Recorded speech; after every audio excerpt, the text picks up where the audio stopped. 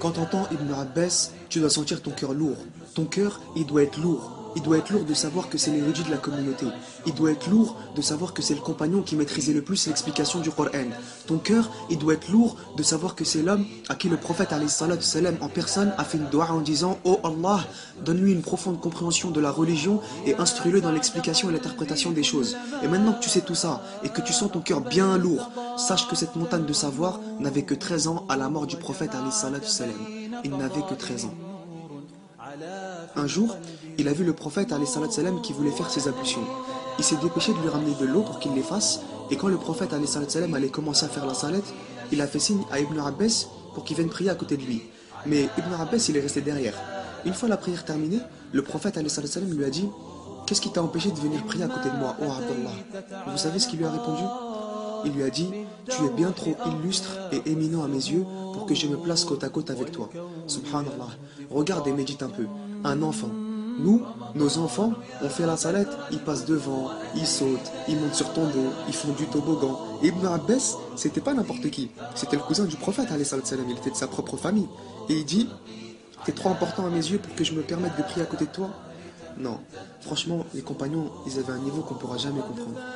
Alors le prophète, alayhi salam, il a levé les mains au ciel et il a fait une dua pour lui en disant « Oh Allah, accorde-lui la sagesse. » Cet enfant, à la mort du prophète, alayhi salam, c'était pas un demandeur de science, c'était un assoiffé de science. Il passait son temps à aller d'un compagnon à un autre pour apprendre les enseignements du prophète, alayhi salam. Et pas n'importe quel compagnon. Il restait qu'avec les vieux, les sages, qui ont beaucoup fréquenté et appris du prophète, alayhi salam. D'ailleurs, Omar ibn al-Khattab, il le surnommait le jeune homme qui ne fréquente que les vieux. À l'époque, ça c'était un compliment. Si on dit ça de toi aujourd'hui, tu vas me dire, mais t'es fou, je respecte les vieux, mon frère, c'est la chouma. Hein? Espèce de mesquine, moi. Si aujourd'hui, on vous dit Ibn Abbas, c'est une montagne de science, c'est pas pour rien. Pour lui, les compagnons, c'était comme des bouteilles de science. Il allait en voir un et il le buvait. Il allait en voir un autre et il le buvait. Et ainsi de suite. En rajoutant à toute cette science qu'il a bu, la compréhension qu'Allah lui a donnée de cette science, car il n'y a rien de plus important que la science, si ce n'est sa compréhension. À chaque fois qu'il entendait qu'un compagnon avait un hadith qu'il ne connaissait pas, il allait chez lui pendant l'après-midi, il s'asseyait par terre sur le sable pour ne pas le déranger pendant la sieste, et il attendait que le compagnon sorte pour lui apprendre le hadith en question. T'imagines un peu? Nous aujourd'hui, on va faire les courses, on est à la caisse, on est stressé. On est dans les transports, on est stressé. Le train il a du retard, on commence à bouger dans tous les sens, on regarde sa montre comme si ça allait changer les choses. Khalas mon frère, t'es en retard, déstresse, respire, fais du dhikr, ça va aller. Quand il a atteint la maturité, là ça y est, Ibn Abbas, c'était devenu une université à lui tout seul. On rapporte que sa maison, elle n'était jamais vide. Il y avait toujours des élèves en masse pour assister à ses cours dans différentes disciplines. C'était devenu un maître en fiqh, un maître en théologie, un maître en hadith, un maître en interprétation du Coran, un maître en histoire de religion, en grammaire et beaucoup d'autres disciplines intellectuelles et spirituelles. À chaque question, il avait une réponse. Et à chaque problème, une solution. Bon, là c'est bon, vous vous dites, bon d'accord, Ibn Abbas c'est une montagne de science, depuis son plus jeune âge, c'est un assoiffé de science, il a une compréhension du commun, c'est une université à lui tout seul, ok c'est bien, mais nous on veut des exemples concrets pour comprendre ce que tu nous dis. Bah ça tombe bien, on y arrive.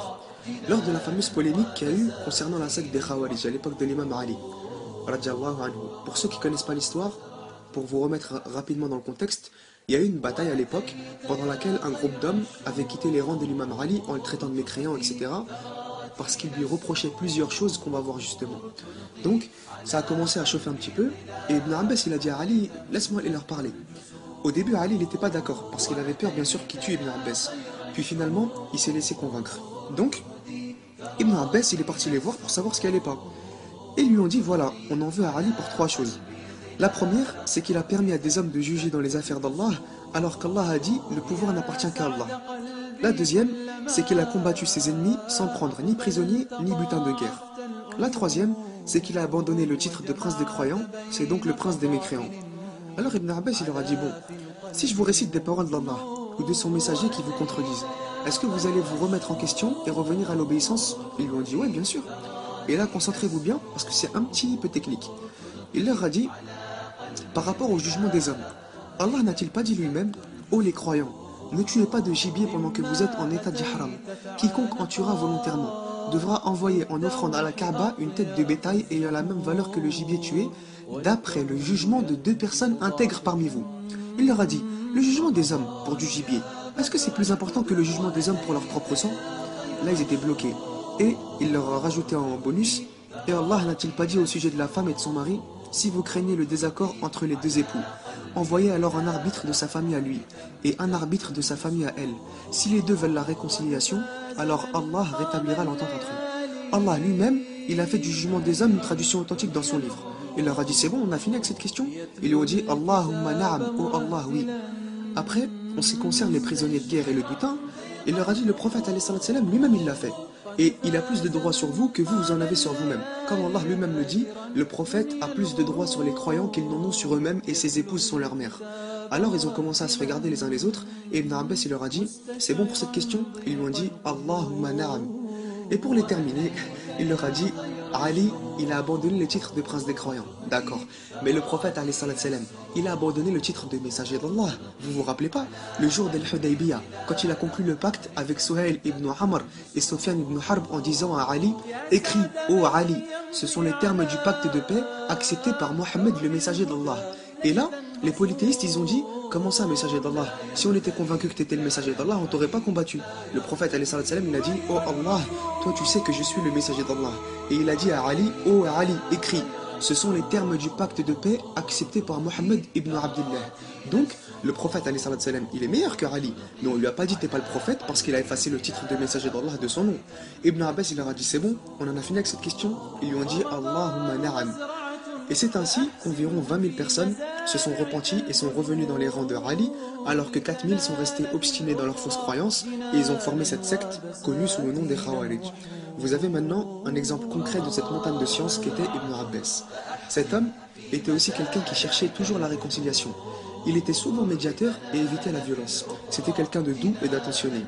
Quelque temps après cette confrontation avec les Khawarij, la tante d'Ibn Abbas mourut et on rapporte qu'à ses funérailles, il disait « C'était la femme du messager d'Allah, alors lorsque vous la soulèverez, ne la secouez pas et ne soyez pas trop brutaux, mais soyez doux. » C'était un homme très généreux et certains de ses contemporains disaient « Nous n'avons jamais vu une maison plus fournie en nourriture, ou en boissons, ou en fruits, ou même en savoir que celle d'Ibn Abbas. » Subhanallah.